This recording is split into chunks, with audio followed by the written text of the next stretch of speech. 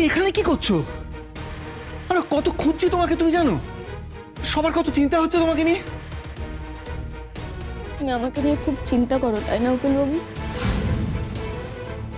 চিন্তা তো করবেই, আমি যে তোমার কর্তব্যের মধ্যে পড়ি, আর তোমার কর্তব্যকে তুমি কখনো অবহেলা করো না। আর তার জন্যই তো আমাকে খুঁজতে খুঁজতে এত দূর চলে এলো। হ্যাঁ, আচ্ছা আমি তো অস্বীকার করছি না যে আমার আমার মানে আমি কর্তব্য করি না। হ্যাঁ কর্তব্য করি, কর্তব্য তো করা উচিত। যাকে এত কথা দরকার নেই, চলো বাড়ি চলো। না, আমি যাব না তোমার সঙ্গে। কেন যাবে না কেন? যে প্রশ্ন তুমি আমায় করছো সেই প্রশ্নের উত্তর তো তুমি নিজেই জানো, তো তাহলে আমায় জিজ্ঞেস কেন করছো? আমি তোমার স্ত্রী, কিন্তু কিন্তু মন থেকে তুমি আমার স্ত্রী হিসেবে কখনো মেনে নিতে পারো না। অথচ অথচ নিজের কর্তব্য দায়িত্বকে তুমি কখনো অবহেলা করো না, আর সেই কর্তব্যের জন্যই তুমি শুধুমাত্র আমাকে খুঁজতে খুঁজতে এখানে অবধি চলে এসেছো। হ্যাঁ এসছি, হ্যাঁ তো এসছি তো। তো কি আচ্ছা আমি যে চলে এসছি এটা কি খারাপ অন্যায় করেছি? আর যদি তোমার কোনো ক্ষতি হয়ে যেত কে দেখতো? কে রেসপন্সিবিলিটি হতো? তোমার বাবার কাছে জবাব দিয়ে দিত কে? দেখেছো দেখেছো, আবার সেই কর্তব্য, আবার সেই দায়িত্ব। তুমি তুমি আমার বাবাকে কথা দিয়েছো যে তুমি তুমি আমার খেয়াল রাখবে, তুমি আমায় রক্ষা করবে, সেই কারণে তুমি আমাকে স্ত্রী হিসেবে খুঁজতে আসোনি, তাই তো? আরে বাবা তুমি সেই এক কথা ধরে বসে প্লিজ ইরিটেট করো না তো আমাকে।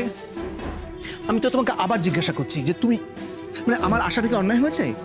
না না উকিল বাবু, তুমি কখনো কোনোদিনও কোনো অন্যায় করতেই পারো না। যত অন্যায় দোষ সব তো আমি করি। এই যেমন এই তোমাকে কি সব বলে তোমায় বিরক্ত করছিলাম। আমি সত্যি ছোট বাচ্চা, কিচ্ছু বুঝি না, কোথায় কখন কাকে কি বলতে হয় সত্যি কিছু জানি না। আমি সত্যি তোমার স্ত্রী হওয়ার যোগ্য নই। সেই কারণে আজ থেকে আর তোমায় কোনো কর্তব্য পালন করতে হবে না। মানে তুমি আমার জন্য এত কিছু করেছো, আমারও তো তোমার জন্য কিছু করা উচিত, তাই না? ও আচ্ছা, মানে কি কি কি করতে চাও তুমি?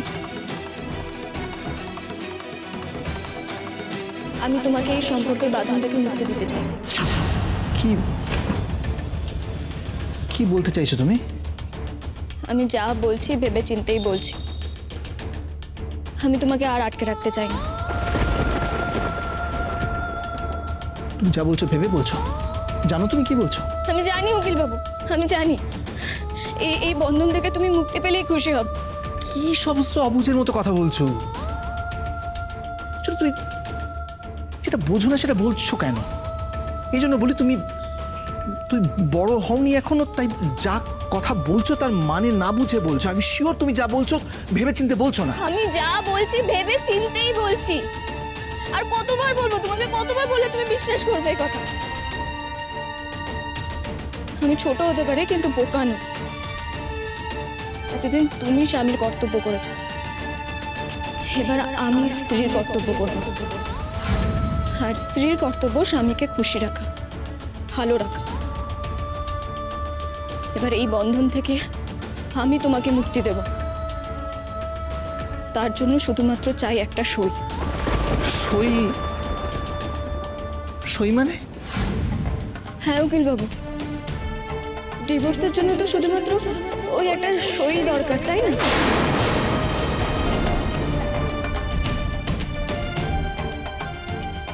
তুমি ডিভোর্স চাইছো?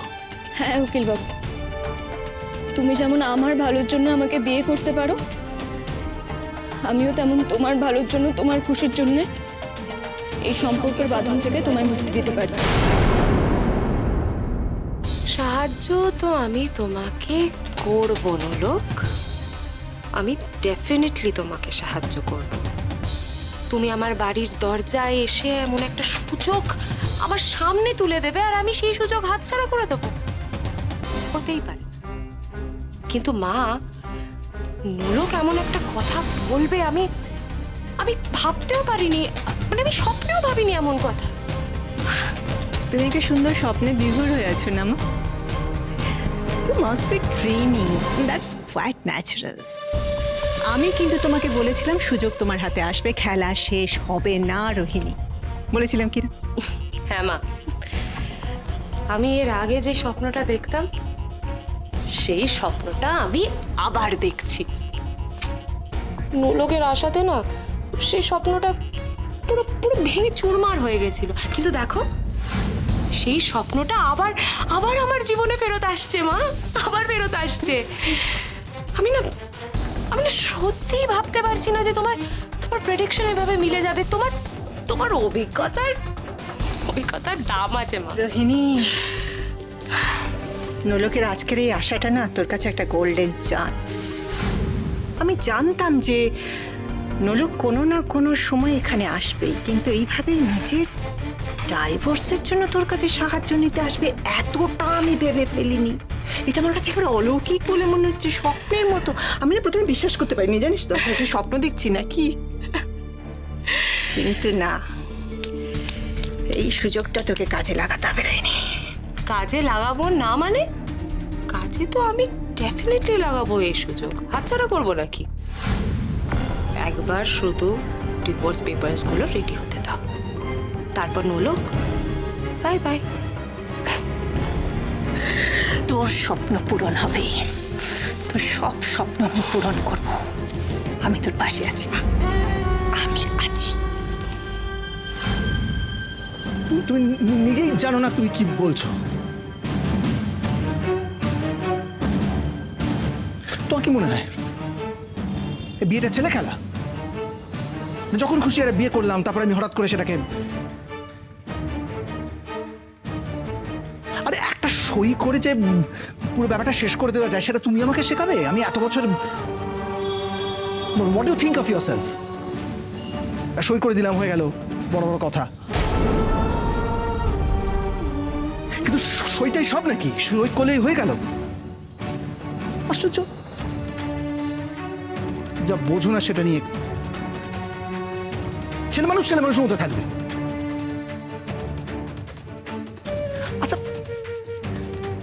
তুমি কখনো ভেবে দেখেছো যে আইনত তুমি আমার স্ত্রী, এবং তুমি আমাকে যতটুকু চিনেছো, অরিন্দম রায় কখনো তার দায়িত্ব পালন করা থেকে পিছিয়ে আসে না, কোনোদিন না, never. I never do that. আর তুমি কি ভাবছো বলো তো? শুধু তোমার আমার মধ্যে বিয়ে হয়েছে, তোমার বাবা কি ভাববে, আমার পরিবারের লোকজন কি ভাববে? বিয়ের দুটো মানুষের মধ্যে শুধু হয় না, একটা পরিবারের মধ্যে হয়, বুঝতে পেরেছো? একটা কান খুলে শুনে রাখো। মা, হ্যাঁ মা, মা তো কি? তোমার মা সবটা জানে।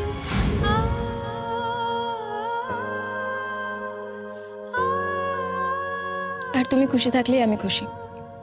বারবার তোমাকে আমি বলেছি, আমি তোমার সাথে থাকলে আমি খুব ভালো থাকি, আনন্দে থাকি। কিন্তু আমি তোমার পাশে থাকলে তুমি খুশি থাকবে না উকিল বাবু।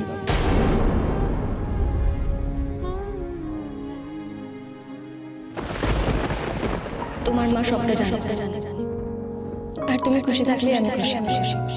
বারবার তোমাকে আমি বলেছি, আমি তোমার সাথে থাকলে আমি খুব ভালো থাকি, আনন্দে থাকি। কিন্তু আমি তোমার পাশে থাকলে তুমি খুশি থাকবে না উকিল বাবু। নোলক রানী, তোমার মতো অনেক মেয়ে তাদের জীবনে এরকম কষ্টে আছে, কিন্তু কজন মেয়ের সাহস হয় বলো তো সম্পর্ক ছেড়ে বেরিয়ে যাওয়ার? যদি তোদের এই রিলেশনশিপটাকে বাঁচিয়ে রাখতে হয়, তাহলে তোকে মন থেকে নোলককে অ্যাকসেপ্ট করতে হবে। উকিলবাবু যদি আমাকে স্ত্রী হিসেবে মেনে নেয়, আমাকে নিয়ে যদি সুখী থাকে, তাহলে আমিও উকিলবাবুকে ছেড়ে কোথাও যাব না। সারা জীবন উকিলবাবুর সাথে থাকবো আমি।